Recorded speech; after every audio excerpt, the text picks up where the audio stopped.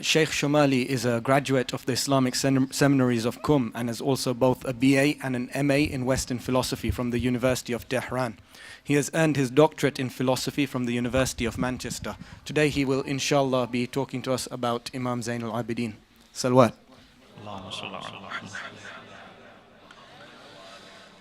Salaam alaikum wa rahmatullah. Bismillah ar-Rahman ar-Rahim. La hawla wa la quwwata illa billah al-aliy al-azim. Alhamdulillahi rabbil alameen. Wa sallallahu ala sayyidina wa nabiyyina Abil Qasim al-Mustafa Muhammad. Wa alihi at-tayyibin at-tahirin. لا سيما بقية الله في الأرضين أجل الله تعالى فرجه الشريف وجعلنا من أعوانه وأنصاره. We offer our condolences for the martyrdom anniversary of Imam Zain al-Abidin alayhi salam to Imam Mahdi أجل الله تعالى فرجه الشريف and all lovers of Imam alayhi salam. According to some narrations, Imam Zain al-Abidin alayhi salam passed away on the 12th of Muharram, but it seems that more famous and more established is 25th of Muharram. So this is why we commemorate in this time. There are some important points about the life of Imam Zain al-Abidin alayhi salam that we cannot fully understand. We can try to understand, but it's not possible for us to understand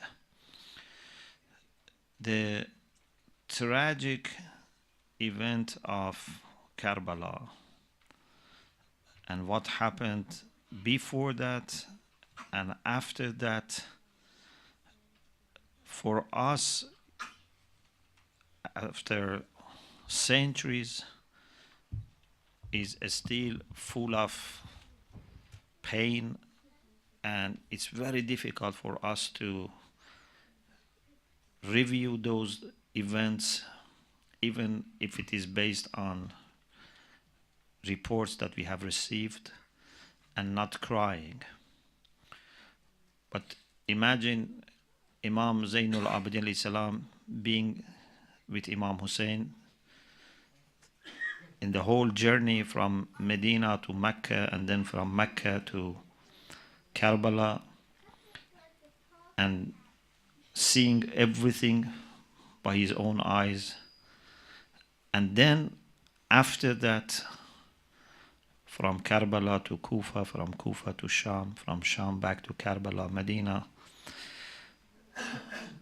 All the things that Imam watched happening to children, to the ladies, it's very, very difficult. To the extent that Imam alayhi salam is said that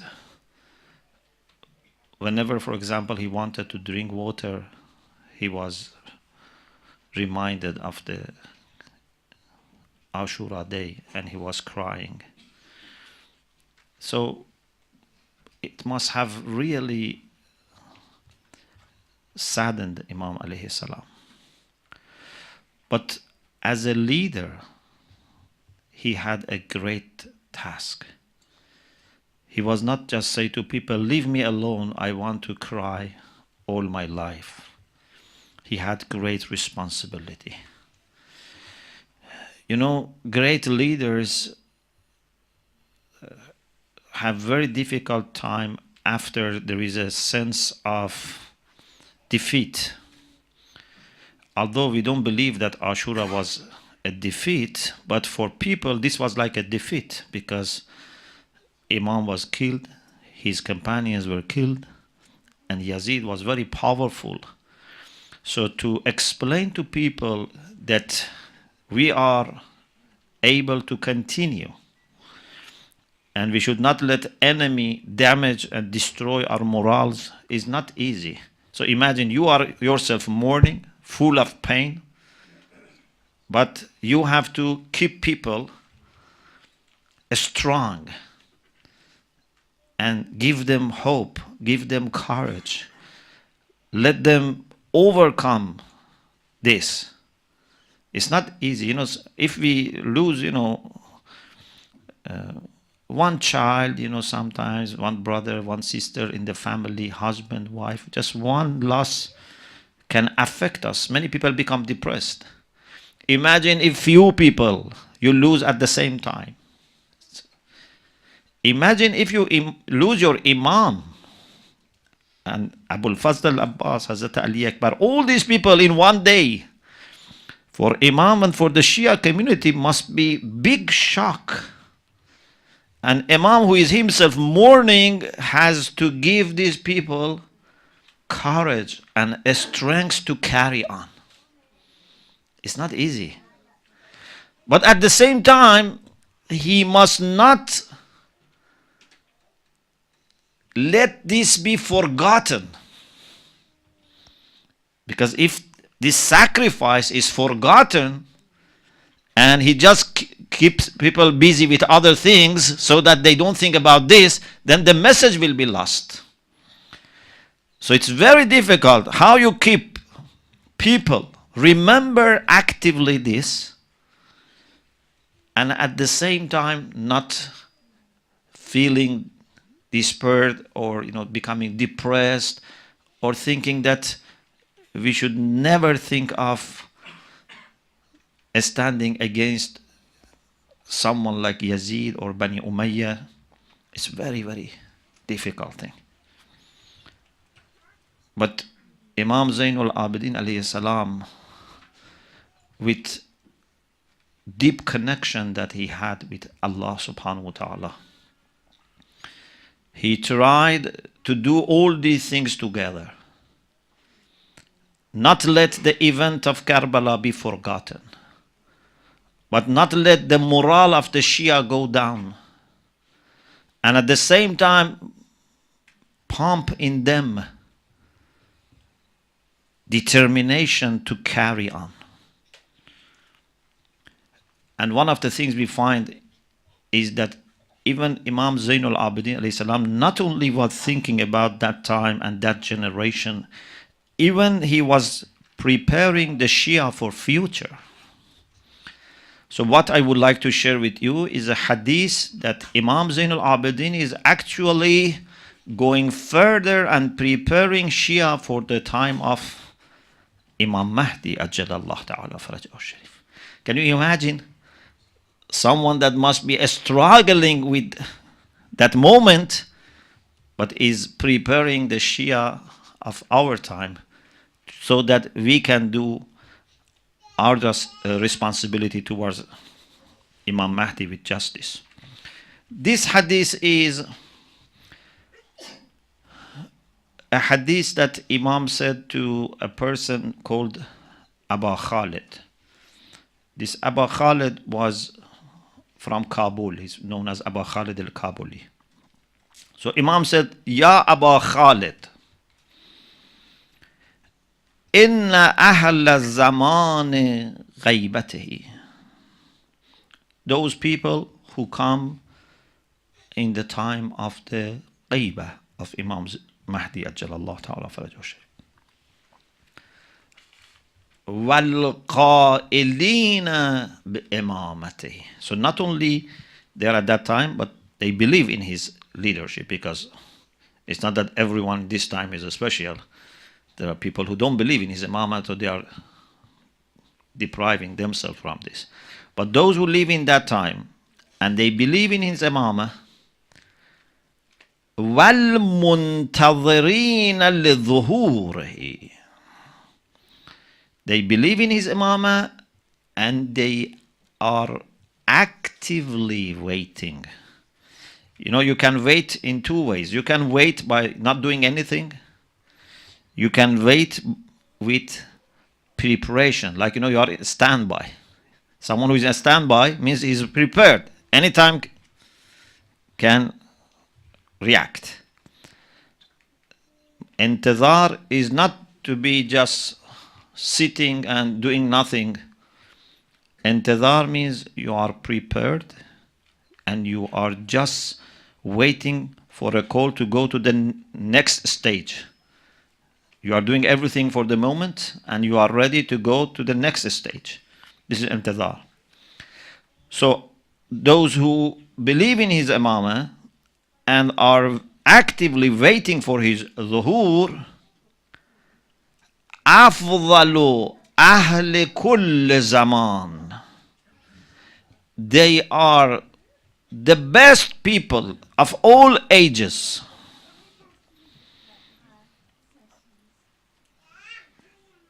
Even they are better in general. We are not talking about individuals, about exceptions. But they are better than first generation of Muslims, second generation of Muslims, third generation of Muslims. All the people who believed in imamah but lived at the time of the presence of imams, they are not like these people. Because they believe in imamah and are doing their responsibilities without having the fortune of seeing imam, listening to imam, being inspired by imam, getting energy from imam. He will explain himself. أفضل أهل كل زمان, they are the best people of all times. Why? لأن الله تعالى ذكره, because God the Almighty, may His name be elevated, أعطاهم من العقول والأفهام والمعرفة ما صارت به الغيبة عندهم بمنزلة المشاهدة. Allah subhanahu wa ta'ala has given them from intellect, understanding, knowledge. Allah has given them so much that for them ghaiba and mushahada, being in the presence of imam or being in the time of ghaiba, is the same. It doesn't make difference. They have that much of understanding that without seeing imam and listening to him and receiving communications from imam, they do exactly what imam wants from them. For them, ghaiba and mushahada is the same. Imagine, I normally use this example. If you have students that when you teach them, they take notes, they are very serious in their studies. You give them homework, they do it. They respect each other. They keep the classroom tidy. But as soon as you go out of the classroom, they start, hitting each other and, tearing their books and, throwing at each other, breaking the windows. And you say, there is no value in these people. When I am there, they are good, but when I go out, they have no respect for the classroom. They have no respect for the school, no respect for their books. But if you have a student that when you are there, they are very good, but even if you leave them, still they are good. Maybe one day you come late or you are ill, but other classes even don't understand that these people have no teacher. They are very quiet. Everything is normal. They do their lessons. No one realizes that you are not there. How much you value these students? I think there is no limit. Say, these are good students. These are really people who appreciate what I have taught them. Or if you have children, that as long as you are at home, they are okay. Forget those children that even when you are at home, they fight each other. Imagine when you are at home, they are okay. They are very polite, they are kind, they help each other. As soon as you go away, they start fighting and attacking each other. Your heart will be broken. How can they do with each other these things? So why they have not learned over these years that I was with them to be kind with each other? You know, sometimes when someone passes away and then they look at their family, they see they are fighting with each other. Of course, we have a hadith, some hadith which says that mu'mineen will not be informed about bad things that their family do afterwards, so that they don't suffer. But if you are not that strong in iman and Allah shows you what your family are doing after you, it will be very painful to see your home has no unity, your family are divided, brothers and sisters are not talking to each other over inheritance or this type of problems. It's very sad. So the best students, the best children, the best people are those that whether they see the elder, the leader, the teacher, the parent, or they don't see, they do the same. So Imam Zainul Abidin Salam says, these are the people that Allah has given them so much of intellect and understanding and knowledge that صارت به الغيبة عندهم بمنزلة المشاهدة. For them, seeing Imam and not seeing Imam is the same. وجعلهم في ذلك الزمان بمنزلة المجاهدين بين يدي رسول الله صلى الله عليه وآله وسلم بالسيف. They are considered by Allah like mujahideen in the time of the Prophet, who were defending Islam in its time of loneliness, when Muslims were very few and they had all Quraysh and tribes of Arabs against them in that time of Islam being very weak. They defended the truth, they defended the message of God. Allah treats these people, even if they are not involved in any fight or battle, just they are fulfilling the requirements of believing in Imamah, Allah rewards them like those mujahideen. Maybe this person is a doctor, is an engineer, maybe a teacher, maybe a housewife, a driver, a cook, whatever. But Allah considers them as those who did jihad in front of the Prophet sallallahu alaihi wasallam.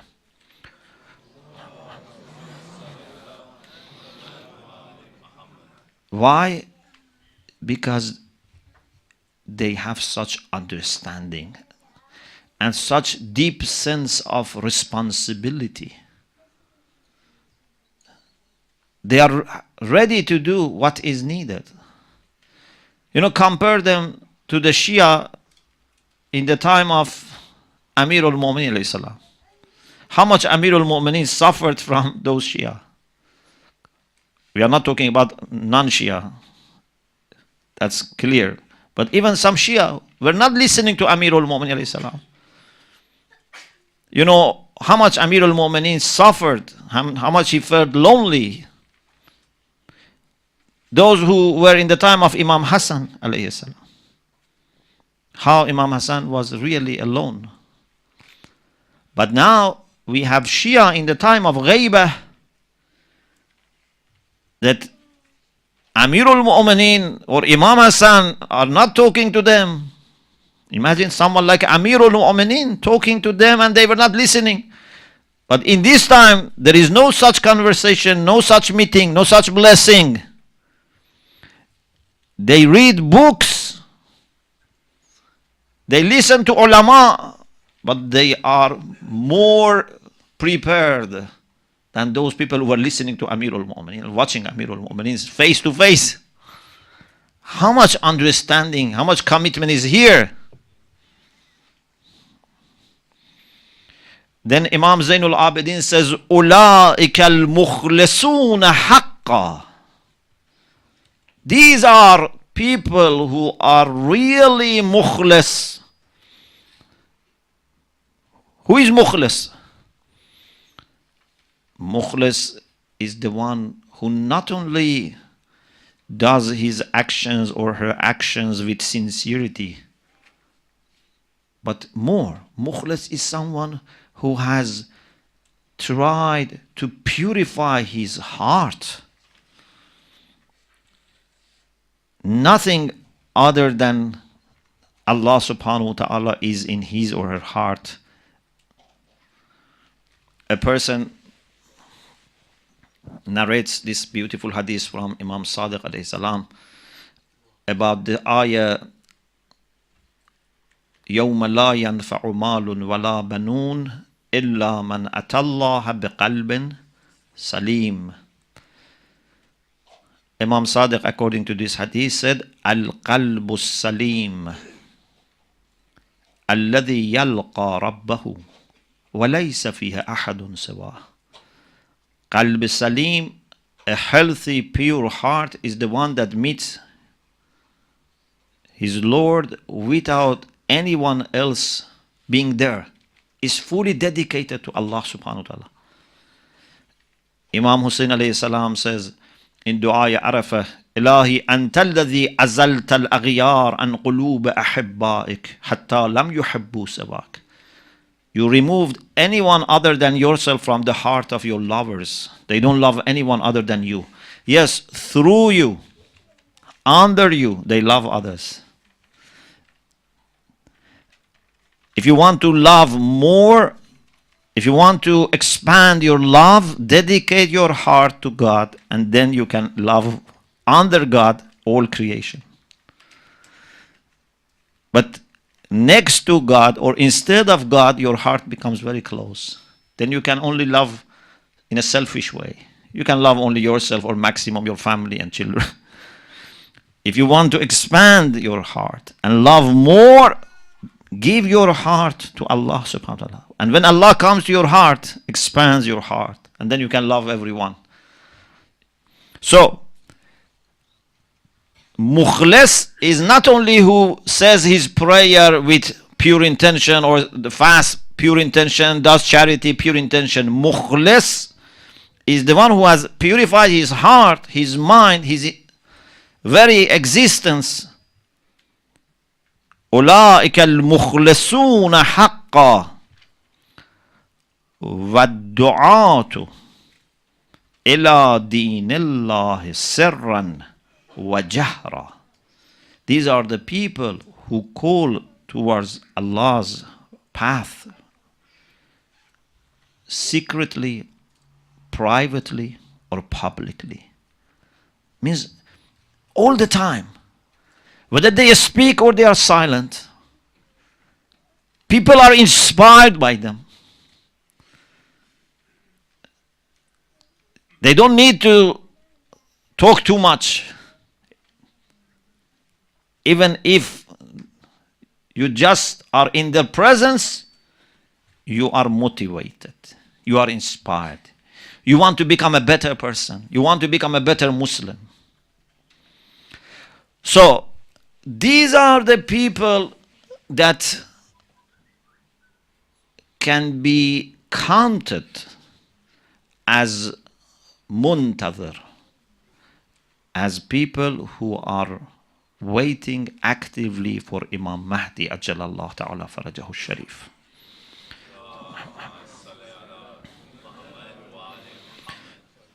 When Imam Zainul Abidin, in that critical time, has given this hadith, and that was not the time of ghaibah, how much we now should take this hadith with seriousness. In that critical time, he is thinking about us and preparing us. And now, this is our time, this time of ghaibah. We should fully absorb this hadith and be grateful to Imam Zainul Abidin that even in that time you didn't forget us. And you talked about what we have to do, and you also encouraged us that if in this time we know our responsibilities and fulfill our responsibilities, we can hope that Allah would raise our rank so much that would be better than any other generation. But this needs ma'rifah. This needs a study, knowledge, but also fahm. It's not just you pass some courses and study some books. It's there. You have to have ma'rifah, but also fahm. In Islamic education, we are not only interested in passing on information. We have to also make sure that this will add to understanding.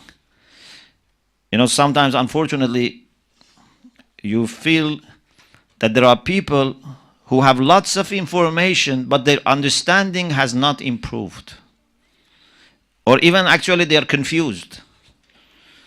You know, there are two types of people who don't know what to do. The people who don't know anything, or people who know too many scattered things and they don't know what to do. I remember in the first year of my PhD, I had this experience that I am very happy that happened to me in the first year. That I had, made lots of notes. When you read books and, articles, I took notes. And then when I wanted to organize them, it was very difficult. Sometimes, you are attached to these notes, but on the other hand, you wish you never had them. Because how can you bring all of these notes together and organize them and put into a structure? Now imagine if for 3-4 years you take notes. What are you going to do with them? One of the problems in our age is we are bombarded with little information. Little. But it's very hard to know the general picture. You know many details, but someone throws, pieces of a puzzle in front of you. Takes you time to put them together in the way that makes sense. So for you to make sense of what is happening in the world, it's not easy. So we need fahm, not only information. And we need aql. And aql is even different from information and understanding. To be rational, to be wise, is a great gift. Allah says in the Quran, وَمَنْ يُؤْتَ الْحِكْمَةِ فَقَدْ أُوتِيَ خَيْرًا كَثِيرًا. If someone has been given wisdom, has been given abundant good, wisdom is a great gift. We need wisdom. We need to understand what Imam Mahdi wants from us today.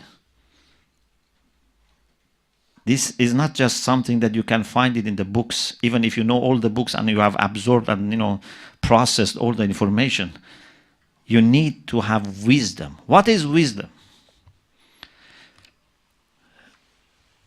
One of the topics that was very important for me, and I have been thinking about this a lot, was hikmah. What is hikmah? Hikmah here doesn't mean philosophy.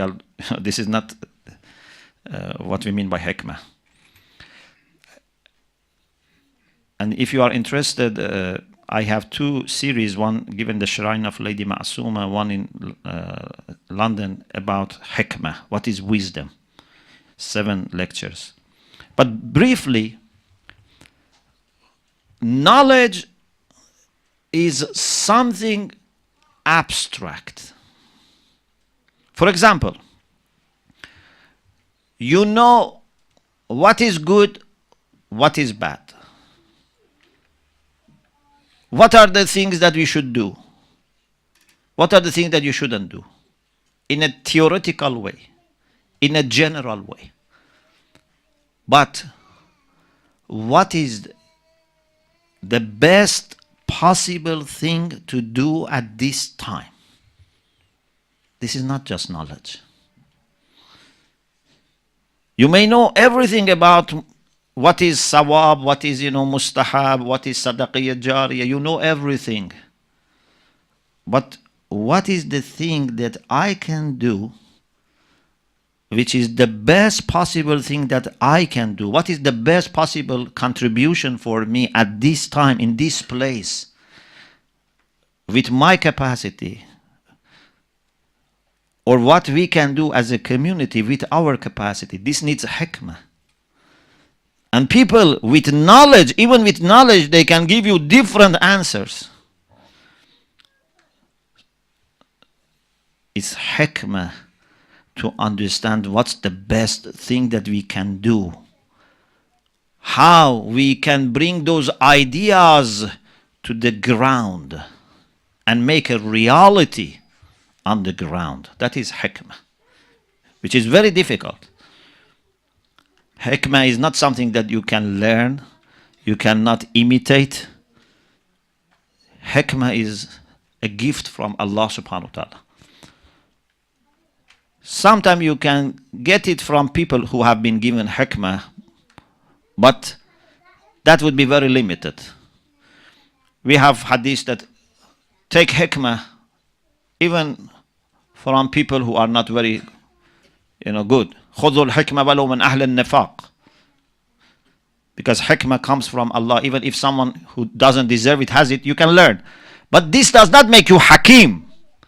To learn one piece of hikmah doesn't make you hakim.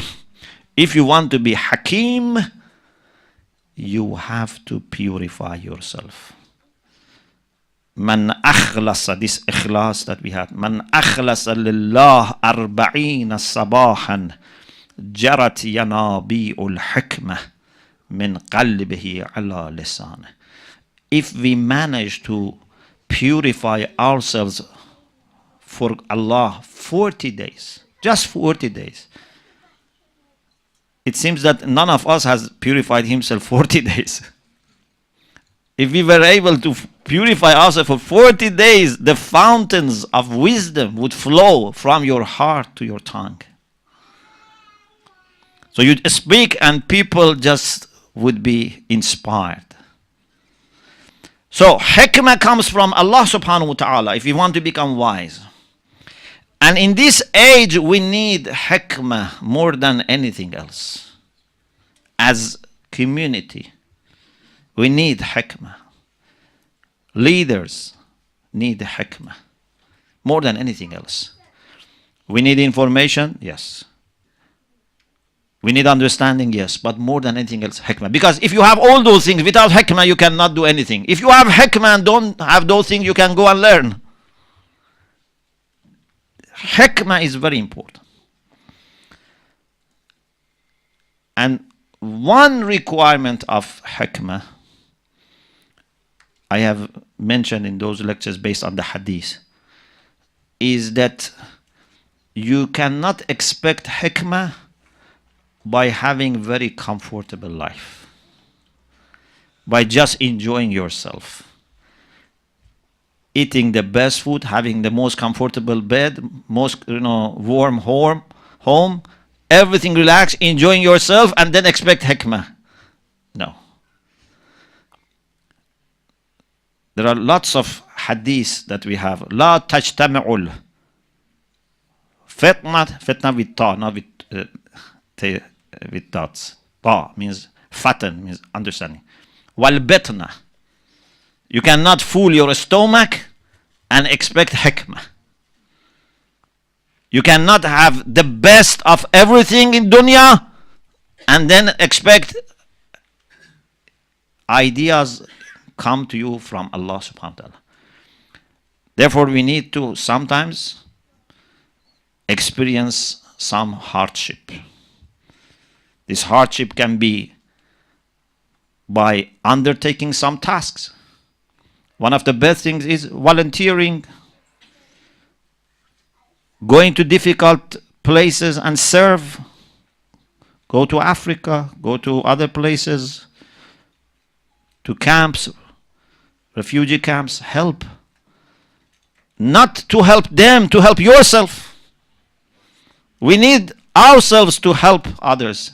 We are the main beneficiary. We have to kiss the hand of people that we are going to serve because they have given us this opportunity to be able to experience some hardship. This is the way that it works. So, if we Shia in this time want to be able to be counted as true muntazir for Imam Mahdi ajjalallahu ta'ala farajahu sharif, we need to improve our knowledge.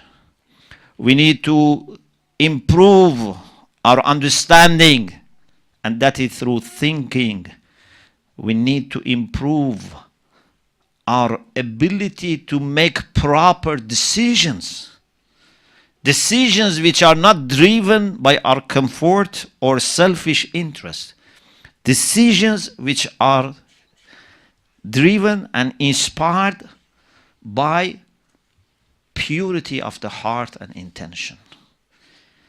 Decisions which are for the common good, not for personal good. And one of the things that can help us in all these matters, if we have a good sense of community. In community, you can gain all these things in much more fruitful and productive way. This is not something that we can do it on our own. Community is where you get energy from each other. If I forget, you remind me. And if I remember, you add to my determination. There's a beautiful hadith that says about a good friend,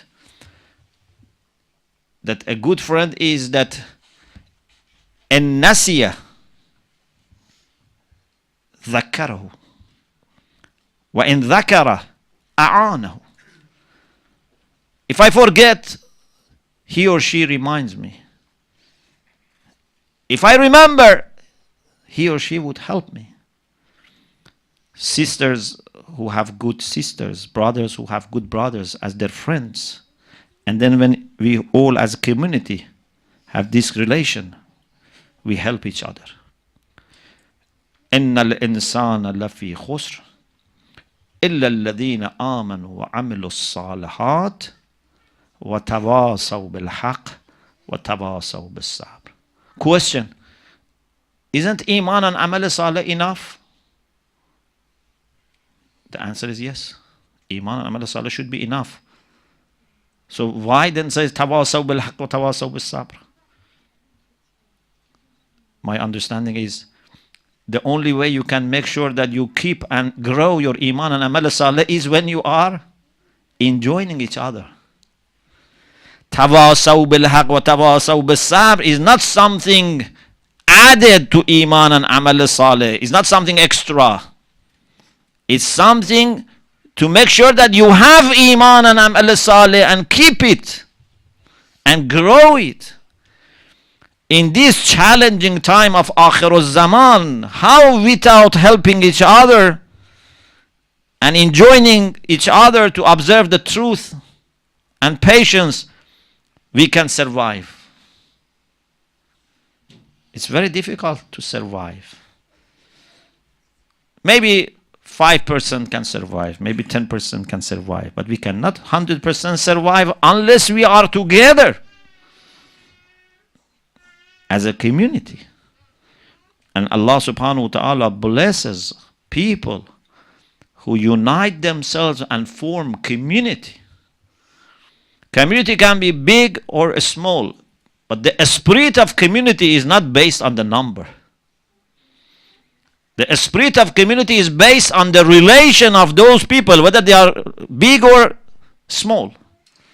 How much they are ready to sacrifice their comfort for the community life. Imagine each of you today could have a plan for himself or his family or her family.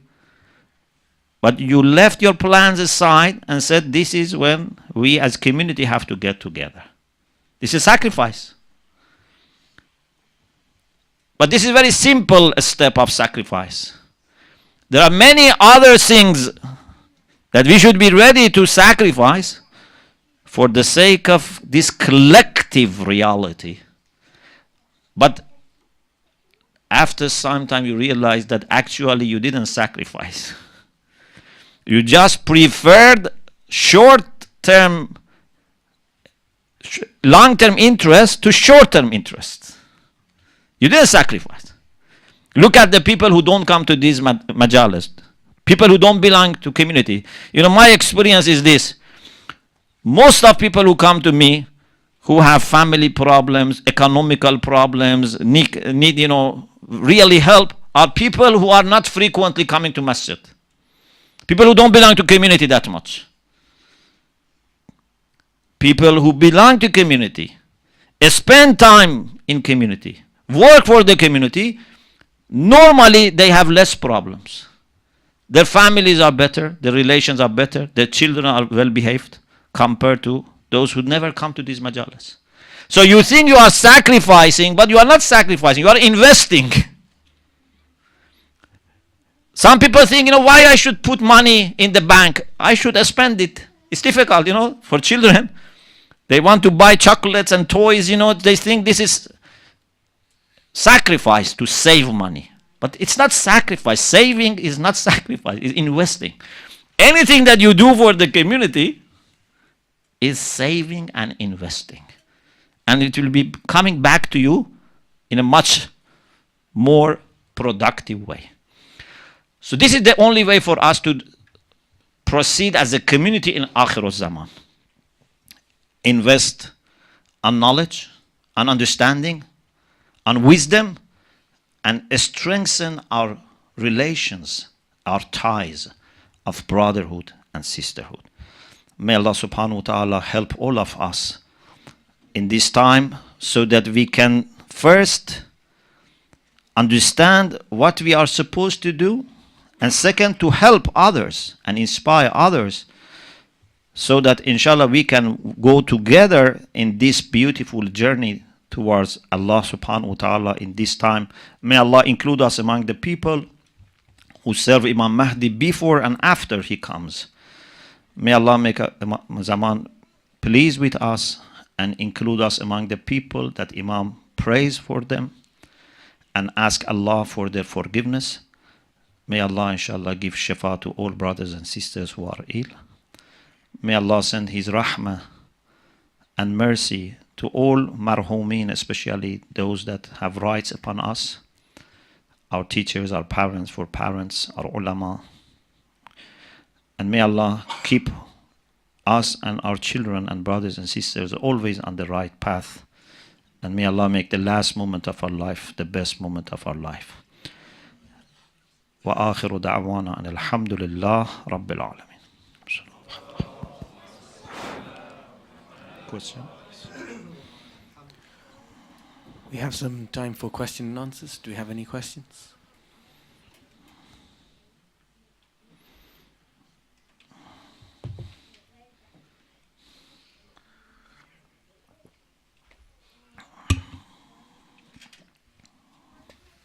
Assalamu alaikum, Sheikh. Assalamu alaikum. Thank you very much for your lecture. Yeah. It's always a pleasure to see you in this center and how much we benefit from your presence. So thank you very much. Yeah, thank you. Sheikh, you make a very deep and important point that even in his time of difficulty, our Imam, alayhi salam, thought of us and sent a message to us in our time. But I think I would like to propose that in this time of ghaiba, we ourselves are in a sense of suspended animation in terms of our connection with our Imam. The challenges we face are not real, in a sense, if you hear me out. For example, if my Imam came to me, would I say to him, let me give you my fastest horse so that in that time of difficulty, if the battle is going against you, you'll be able to escape? Or would I put my hand up and say, actually my Imam has said that I can leave in the cover of darkness. He has given me permission so I can go. So where would I stand if that challenge was real and I had to do that sacrifice that was a piece of me that I had to give? So I would propose that beyond, and yes, you're absolutely right, you need knowledge and you need to make that into wisdom, into hikmah. But beyond that, associated with that, you need to take another attribute from the Imam, which is courage. Because without the courage, you cannot fulfill your requirement.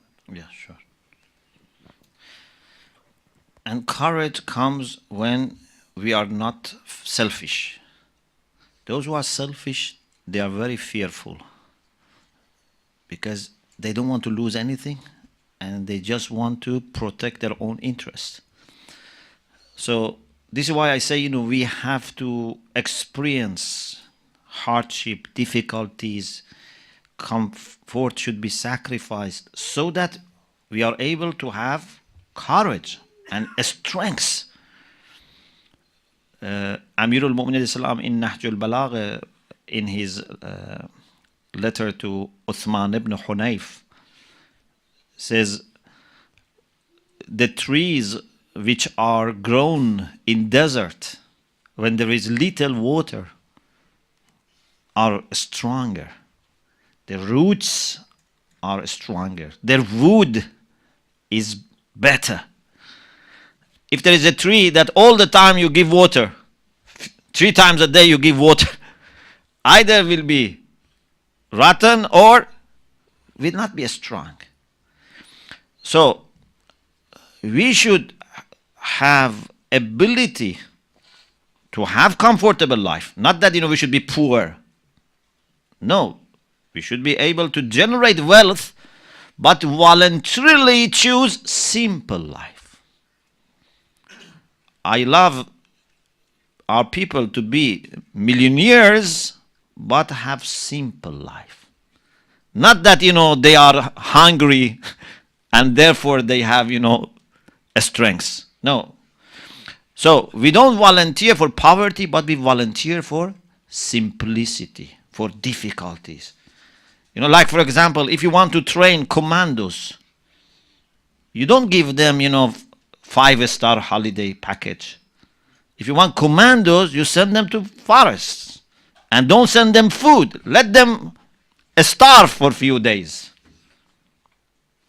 So we cannot expect to be able to help Imam Mahdi Ajjalallah Ta'ala Farajahu Sharif if, for example, when my meal is, delayed for 1 hour, I get angry. Or if I don't smoke, I cannot, concentrate.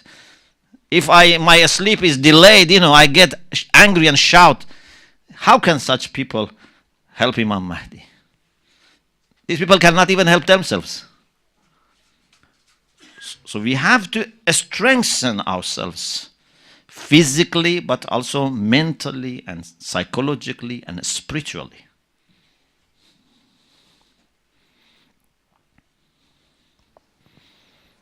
Thank you very much. Do we have any further questions? Assalamu alaikum. Thanks. Salaam alaikum. How do you think should the wise deal with Mr. Trump? what are the words of wisdom in dealing with a nutcase like that? Sometimes the wise cannot say his plans.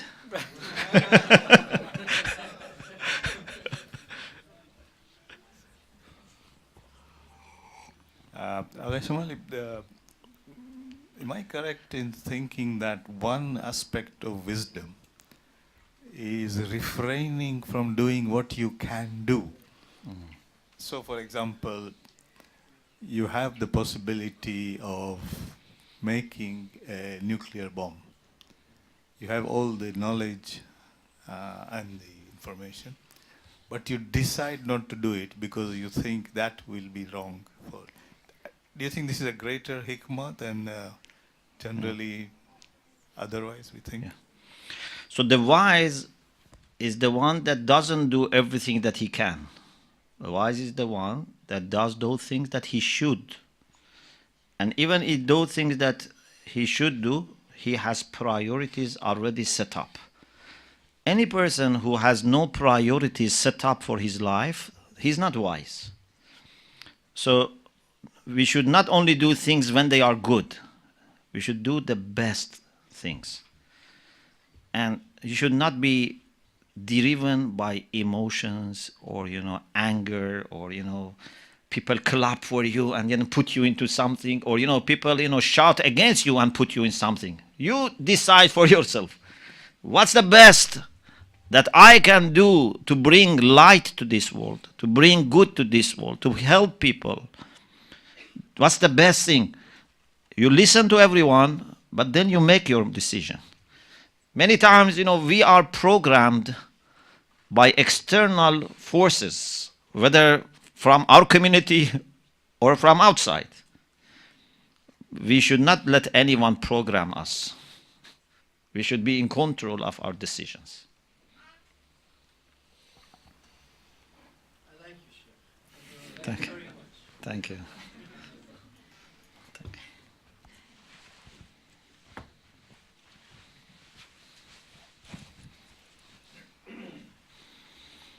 Thank you very much. I think that's all of the questions. Salawat. Allah, salam. Thank you for your attention. Okay. Oh, thank you.